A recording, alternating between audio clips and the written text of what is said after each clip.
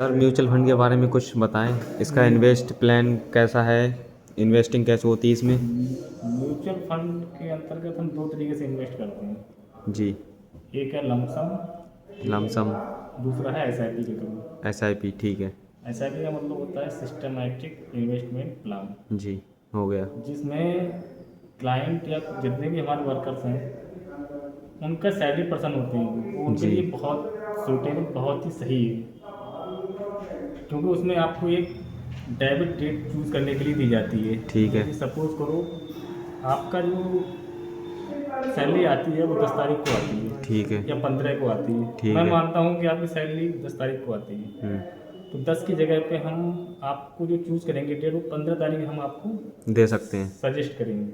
ठीक है। 15 में क्या होता है, आपका जो भी हर महीने की 15 तारीख को आपका एक एसआईपी का जो आप अमाउंट सेट करते हैं, 1000, 1500, 2000, जैसा आपको सही लगे, जो आपका आपकी बचत के अनुसार सही हो। ठीक।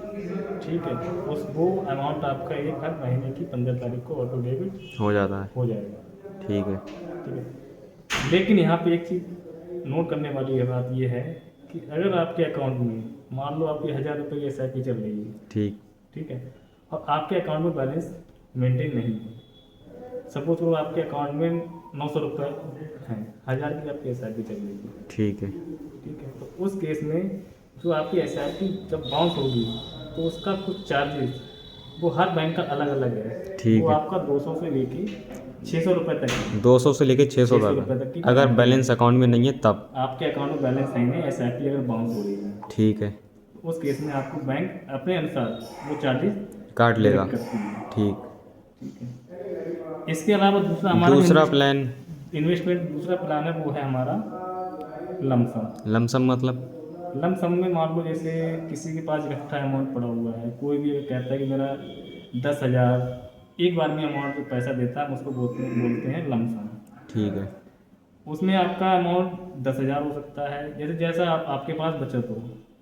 ठीक है, जैसे कुछ क्लाइंट होते हैं, वो कहते हैं हमारे पास कहीं से भी उनके पास इकट्ठा हो गया 10,000 रुपये, 50,000 या 1 लाख तक, जैसा भी अमाउंट है, वो आप चेक के थ्रू एक बार इन्वेस्ट कर सकते हैं, जितना भी अमाउंट है। ठीक है। उसमें क्या होता है, उसमें अगर जो आपकी, मगर एक चीज़ यहाँ पे ये है कि आपको इसमें रिटर्न तभी सही मिलेंगे जब आप लंबे समय के लिए, लॉन्ग टर्म लॉन्ग देंगे। टर्म के लिए इन्वेस्ट कर रहे हैं। ठीक है। बेसिकली अगर देखा जाए तो आपका जो अमाउंट है वो हमारी कैलकुलेशन, क्या नॉर्मली कैलकुलेशन, वो 5.5 से 6 साल में डबल हो जाता है। ठीक। जैसे सपोज करो अगर आपने 10,000 रुपये लगाए हैं, ठीक है, वो आपके किसी भी फंड में पड़े हुए हैं, वो अगर आप उसमें 5.5 से 6 साल तक का समय देते हैं, तो उस अवधि में वो आपका जो अमाउंट है वो डबल हो जाएगा। इंटू 2 हो जाएगा, यानी कि दोगुना हो जाएगा। जाता है। ठीक है, अगर इसके अलावा एक चीज़ और है, अगर आप जो हमारे फंड्स हैं उसमें अगर आप विड्रॉ तो कभी भी कर सकते हैं, कभी भी निकाल सकते हैं, लेकिन इसमें एक एग्जिट लोड होता है 1 ईयर का। 1 ईयर का एग्जिट लोड।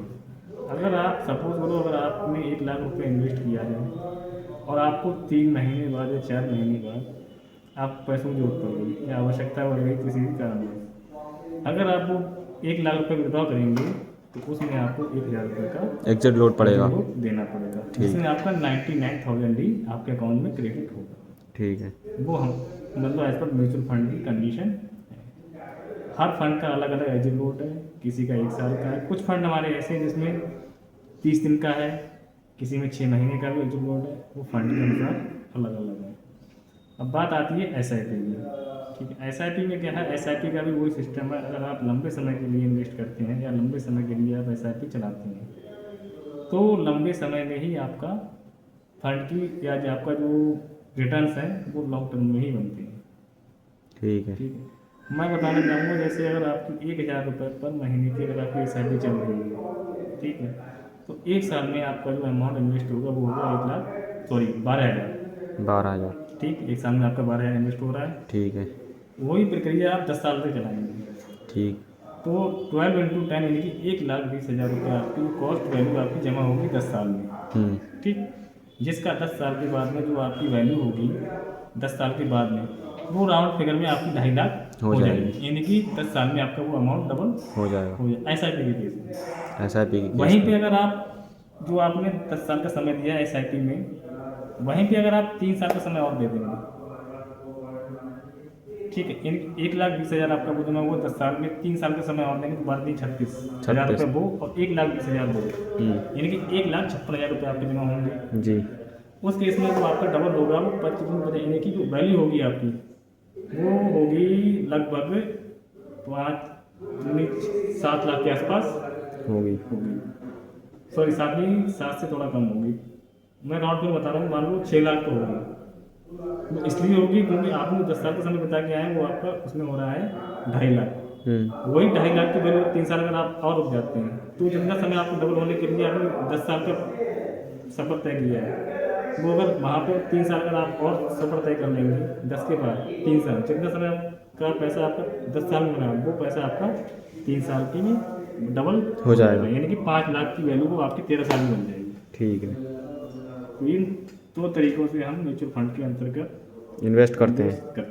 ठीक ठीक, म्यूचुअल फंड में भी काफ़ी एजेंसीज हैं, वो अलग अलग है, ठीक, वो ना बहुत देखती है, बट इन्वेस्टमेंट का जो तरीका है वो हम 2 तरीके से ही करते हैं, एक SIP के थ्रू और दूसरा लमसम के थ्रू।